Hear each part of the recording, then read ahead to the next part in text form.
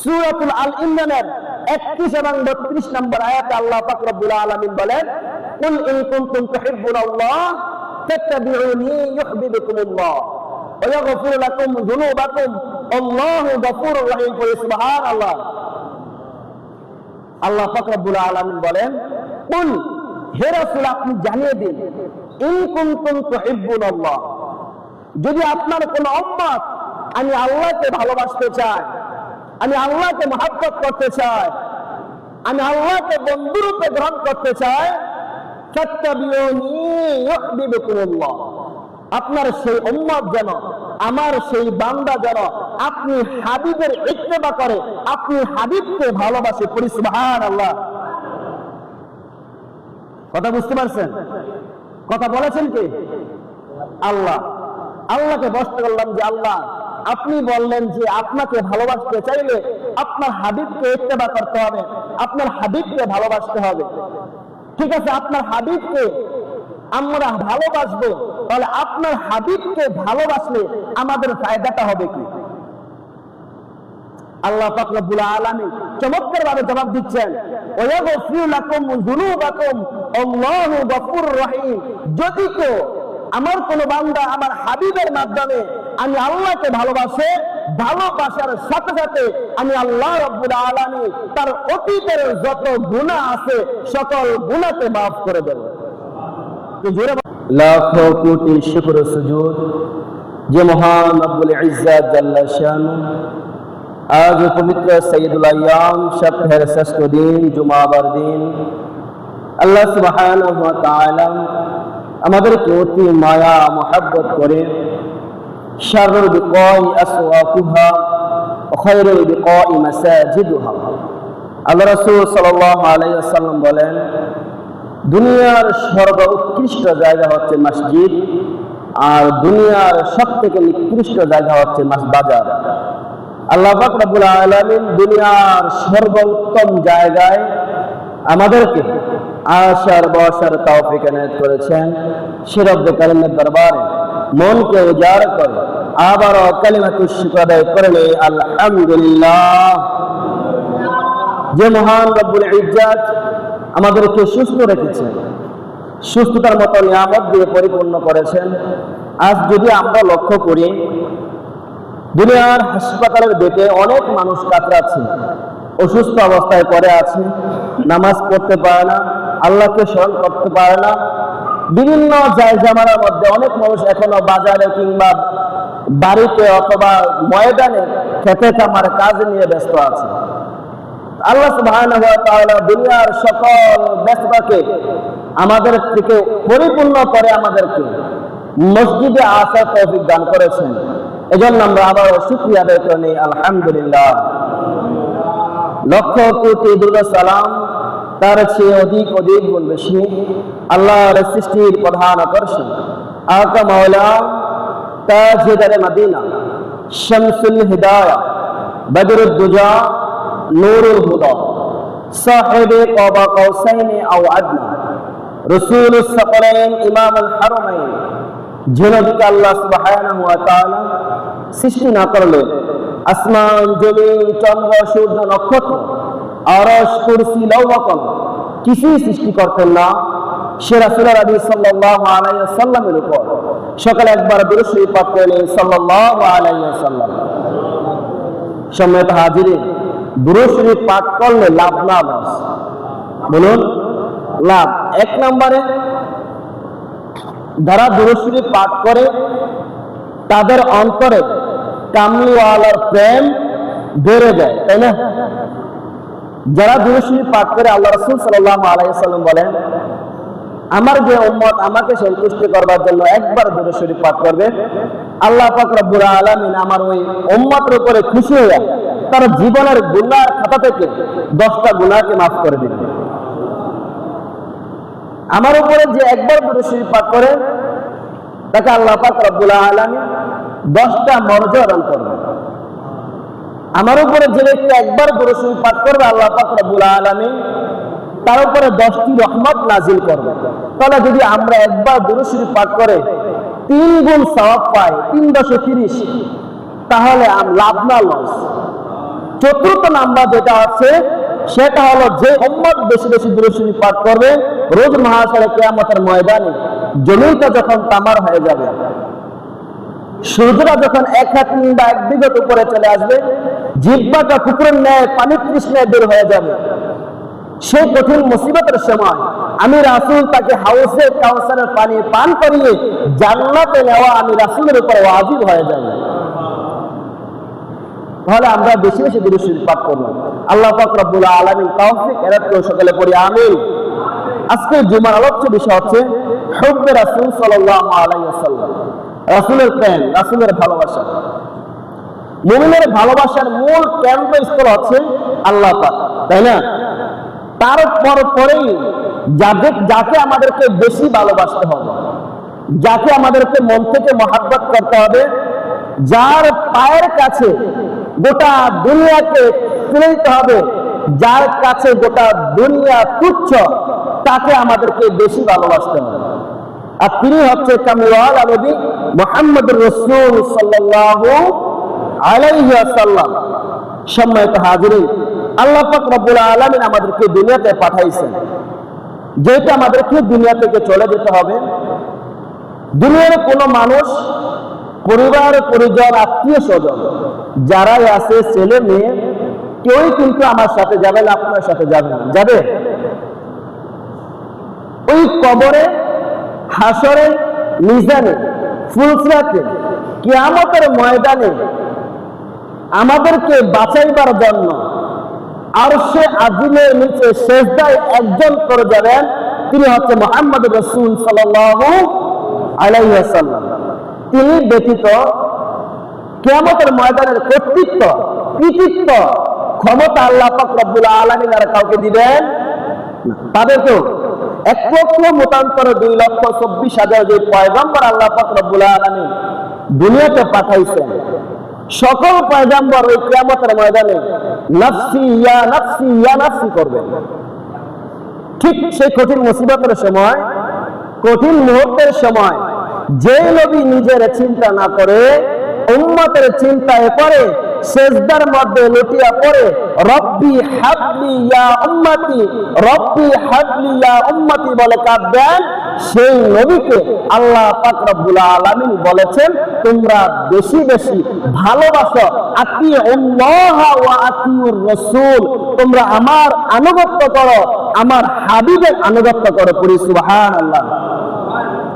আতিউল্লাহ ওয়া আতিউর রাসূল, আল্লাহ যখনই নিজের কথা বলেছেন তার পরপরই আল্লাহ পাক রব্বুল আলামিন তার হাবিবের কথা উল্লেখ করেছেন।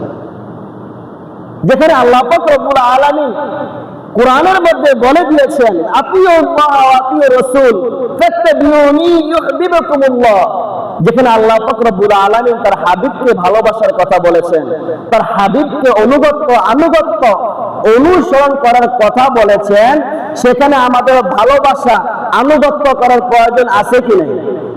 কথা বলুন, আছে কি নাই? আছে।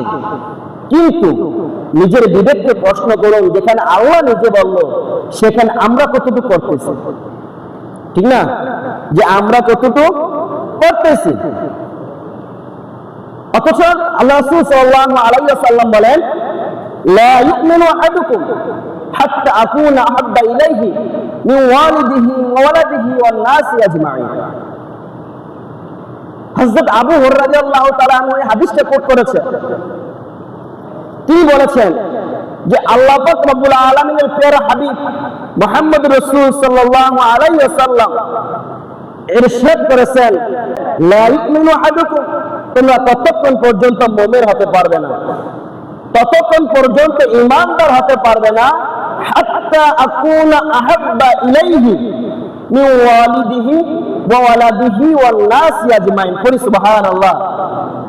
আল্লাহ রাসূল সাল্লাল্লাহু আলাইহি ওয়াসাল্লাম বলেন তোমরা ততক্ষণ পর্যন্ত ঈমানদার হতে পারবে না যতক্ষণ পর্যন্ত না তোমাদের ছেলে, তোমাদের মেয়ে, আজমাইন, এই দুনিয়ার মধ্যে যা কিছু আছে সব কিছুর চাইতে আমি রাসূলকে বেশি ভালোবাসতে না পারো।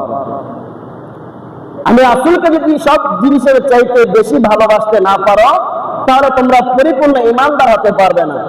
অন্য হাদিসে আসছে লা ইউমিনু আহাদুকুম হাত্তা আকুনা আহাব্বা ইলাইহি মিন মালিহি ওয়া আহলিহি। অন্য হাদিসের মধ্যে আল্লাহ রাসূল বলেন, তোমার ছেলে, তোমার মেয়ে, তোমার ধন, তোমার সম্পদ, আজমাইন, আসমানের নিচে জমিনের উপরে যা কিছু আছে সব কিছুর চাইতে আমি রাসূলকে বেশি ভালোবাসতে হবে।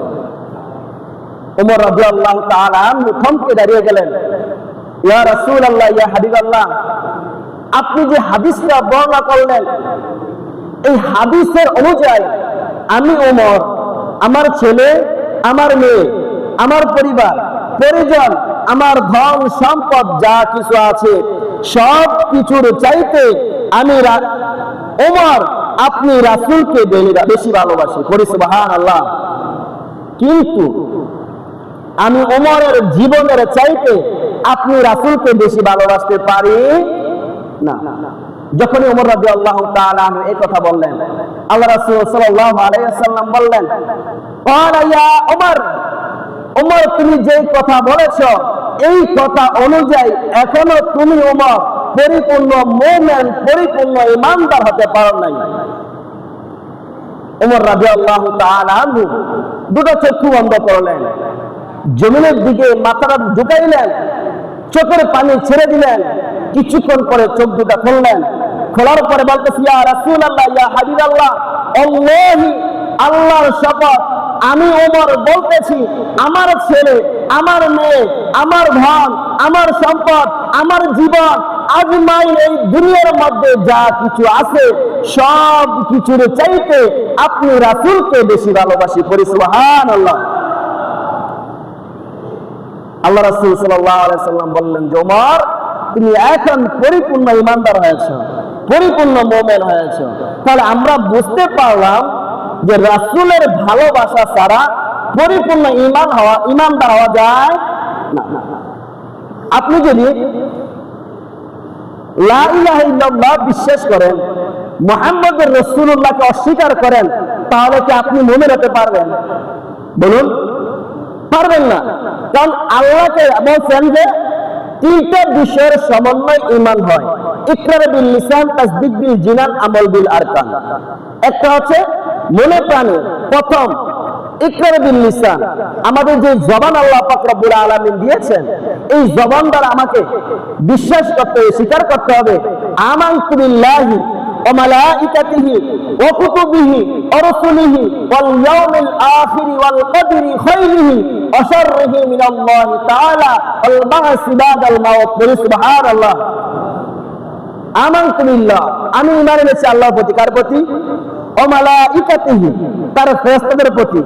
ওয়া কুতুবিহি, আল্লাহ পাক রব্বুল আলামিন যে কিতাব নাজিল করেছেন, কিতাব মোট 104 খানা। কয়খানা?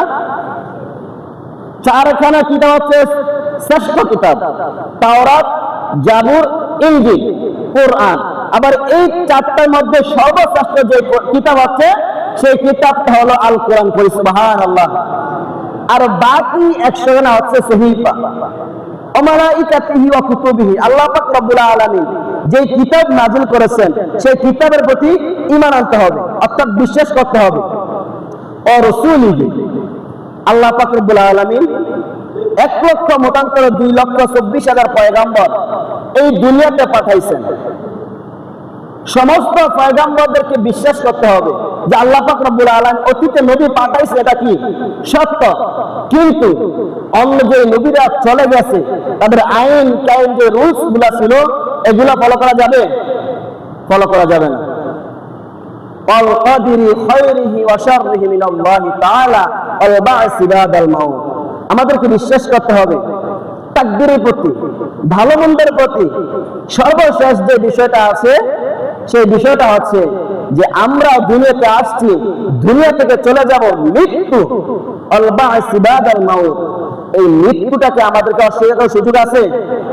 অস্বীকার করার মতো কোনো সুযোগ নাই।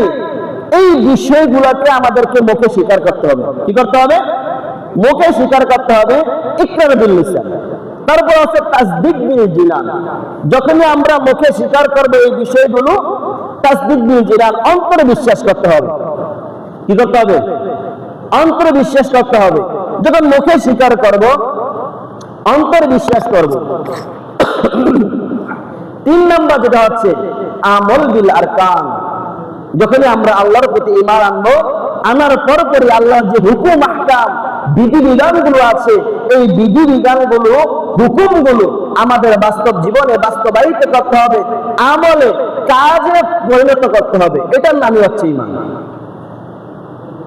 যে 7টা বিষয়ের কথা আমি বলেছি, এই 7টা বিষয় থেকে যদি আমার আপনার প্রতি আমার যদি একটা বিষয়ে ছুটে যায়, যদি আমরা আল্লাহর কিতাবকে অস্বীকার করি, আল্লাহর রাসূলকে অস্বীকার করি, কিংবা কিয়ামত দিবসকে অস্বীকার করি, মৃত্যুকে অস্বীকার করি, তাহলে আমাদের ঈমান থাকবে না।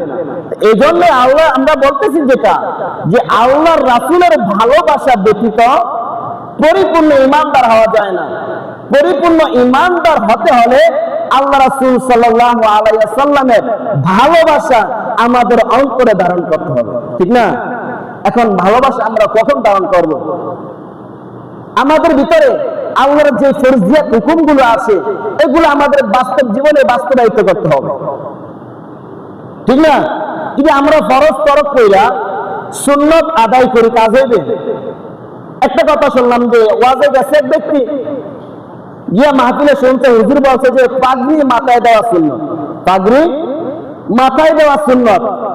এই সুন্নতের কথা শুনা যদি সে লুঙ্গি খুললা পাগড়ি বাঁধবে মাথায়, তাহলে কাজ হইবে? নিচে দিয়ে তার ফরজ ফরজ হইতেছে, পূর্ব দিয়ে সে সুন্নত আদায় করে, তাহলে এই সুন্নত কোনো কাজে আসবে? কোনো কাজে আসবে না।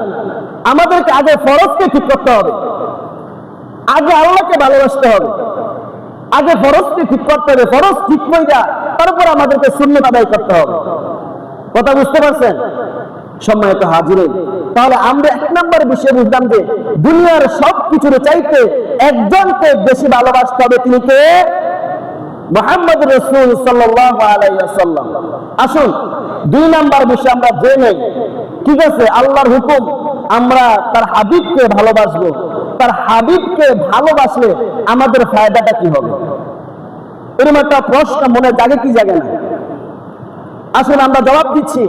সূরাতুল আল ইমরানের 31 এবং 32 নম্বর আয়াতে আল্লাহ পাক রব্বুল আলামিন বলেন, কুল ইন কুনতুম তুহিব্বুনাল্লাহ ফাত্তাবিউনি ইউহিব্বুকুমুল্লাহ ওয়া ইয়াগফির লাকুম যুনুবাকুম আল্লাহু গফুরুর রহিম। সুবহানাল্লাহ। আল্লাহ পাক রব্বুল আলামিন বলেন, কুল, হে রাসূল আপনি জানিয়ে দিন, ইন কুনতুম তুহিব্বুনাল্লাহ, যদি আপনার কোন উম্মত আমি আল্লাহকে ভালোবাসতে চাই, আমি আল্লাহকে মহব্বত করতে চাই, আমি আল্লাহকে বন্ধুরূপে গ্রহণ করতে চাই, ফাত্তাবিউনি ইউহিব্বুকুমুল্লাহ, আপনার সেই উম্মত যেন, আমার সেই বান্দা যেন আপনি হাবিবের ইত্তেবা করে, আপনি হাবিবকে ভালোবাসে। পড়ি সুবহানাল্লাহ। কথা বুঝতে পারছেন? কথা বলেছেন কে? আল্লাহ। আল্লাহকে প্রশ্ন করলাম যে আল্লাহ, আপনি বললেন যে আপনাকে ভালোবাসতে চাইলে আপনার হাবিবকে ইত্তেবা করতে হবে, আপনার হাবিবকে ভালোবাসতে হবে। ঠিক আছে, আপনার হাবিবকে আমরা ভালোবাসবো, তাহলে আপনার হাবিবকে ভালোবাসলে আমাদের ফায়দাটা হবে কি? আল্লাহ পাক রব্বুল আলামিন চমৎকার ভাবে জবাব দিচ্ছেন, ওয়া ইয়াগফিরু লাকুম যুনুবাকুম আল্লাহু গফুরুর রহিম।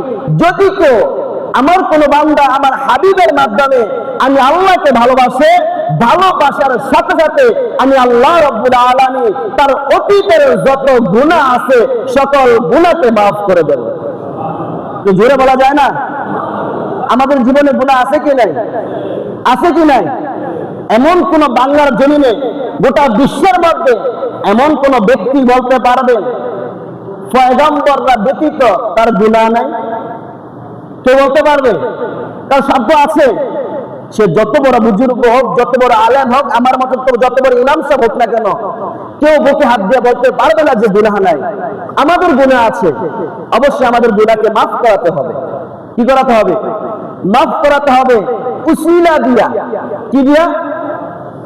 কথা বলে কি দিয়া?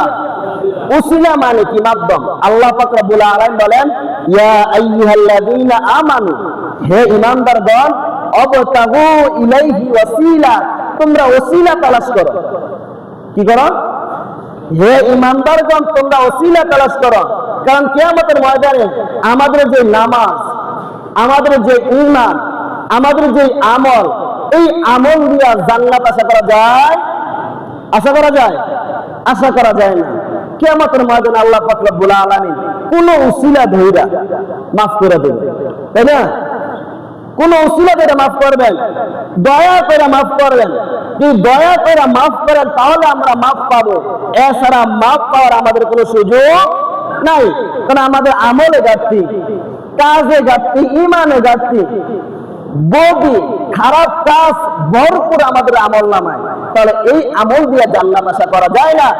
যদি তার হাবিবের উসিলা, কোন নেক কাজের উসিলা আল্লাহ পাক রব্বুল আলামিন দয়া করে মাফ করে, তাহলে আমরা পার পাবো, এছাড়া পার পাওয়ার সুযোগ নাই। আল্লাহ পাক রব্বুল আলামিন অন্য আয়াতে বলেন, কুল আতিউল্লাহ ওয়া আতিউর রাসূল ফাইন তাওয়াল্লাউ ফাইন্নাল্লাহা লা ইউহিব্বুল কাফিরিন।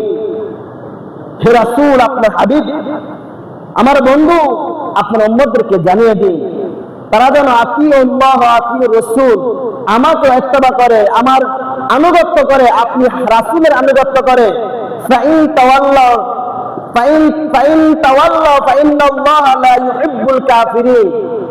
আর যারা আপনাকে অনুসরণ করবে না, আপনাকে ভালোবাসবে না, লা ইউহিব্বুল কাফিরিন, যারা আপনাকে ভালোবাসে না, আপনাকে অনুসরণ করে না, আল্লাহ পাক রব্বুল আলামিন তাদেরকে ভালোবাসেন। কথা বুঝতে পারছেন? যারা আপনাকে ভালো না বাসবে, আমি আল্লাহ তাকে ভালোবাসেন। আর যারা আপনাকে ভালোবাসবে, আপনাকে মহব্বত করবে, আমি আল্লাহ আমার ওই বান্দাকে ভালোবাসি। সুবহানাল্লাহ বলবেন না?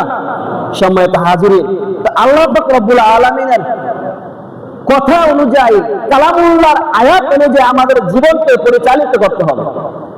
কোরআন সুন্নাহ দিয়ে আমাদের জীবনকে সাজাইতে হবে, রাসূলের আদর্শ দিয়ে আমাদের জীবনকে সাজাইতে হবে, তাহলে আমরা পার পাইতে পারি।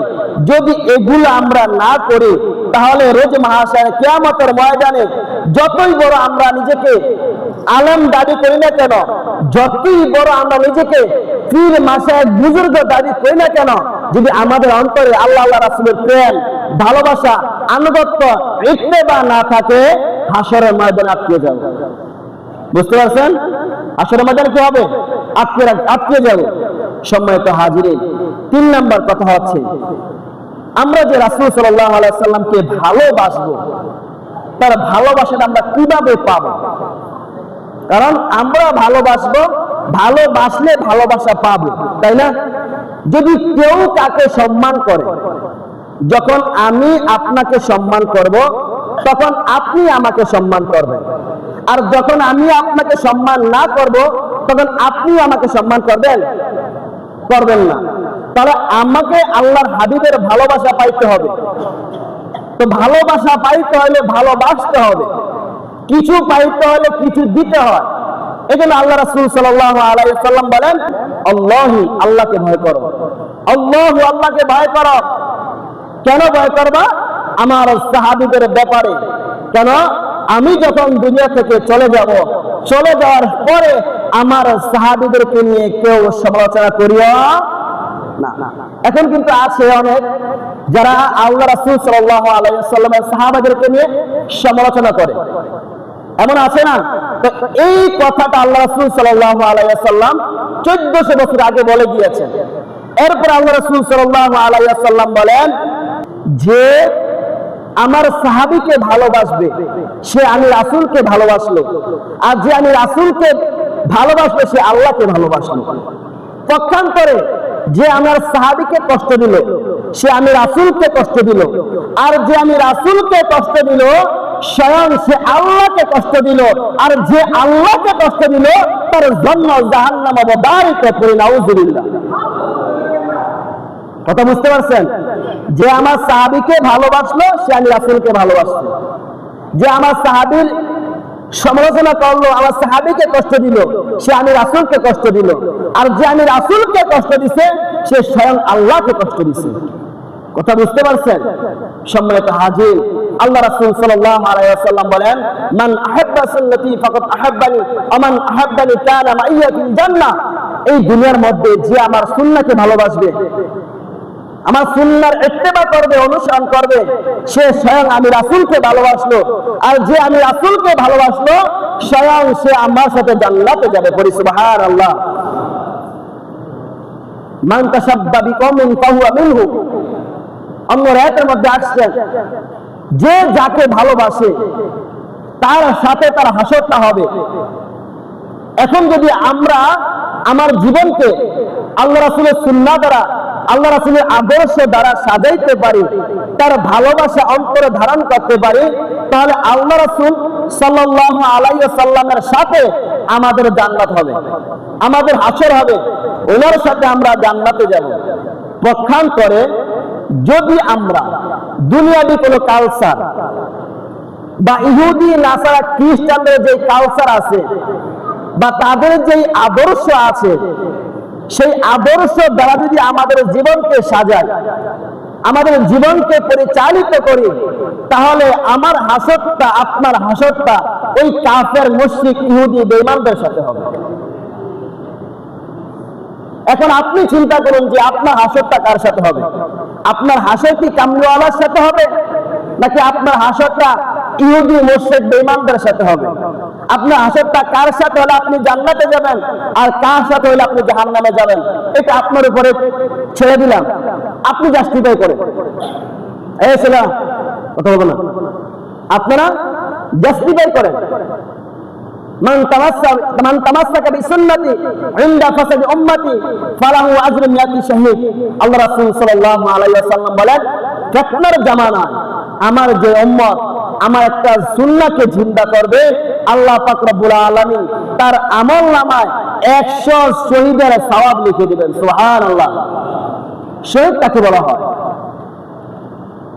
শহীদ কাকে বলা হয়?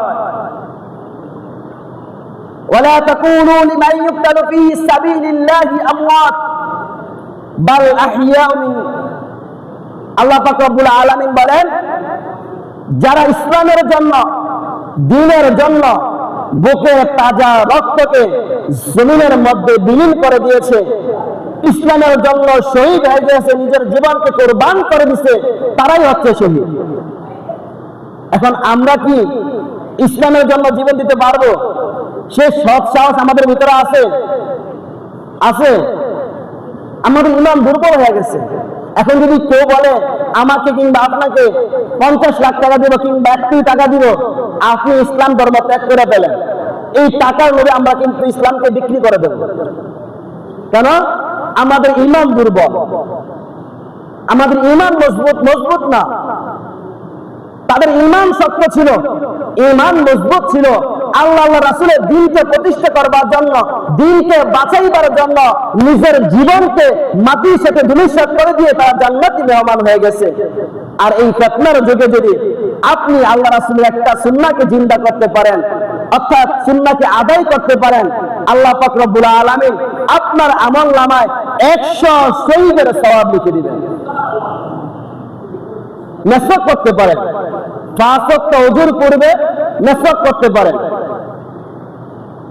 আল্লাহ রাসূল সাল্লাল্লাহু আলাইহি ওয়াসাল্লাম বলেন, যে ব্যক্তি আমার যে উম্মত 5 ওয়াক্ত ওযুর পূর্বে মেসওয়াক করবে, মৃত্যুর সময় তার জবানে তাওহীদের শ্রেষ্ঠ বাণী লা ইলাহা ইল্লাল্লাহ মুহাম্মাদুর রাসূলুল্লাহ সাল্লাল্লাহু আলাইহি ওয়াসাল্লাম উচ্চারিত হবে। পড়ি সুবহানাল্লাহ।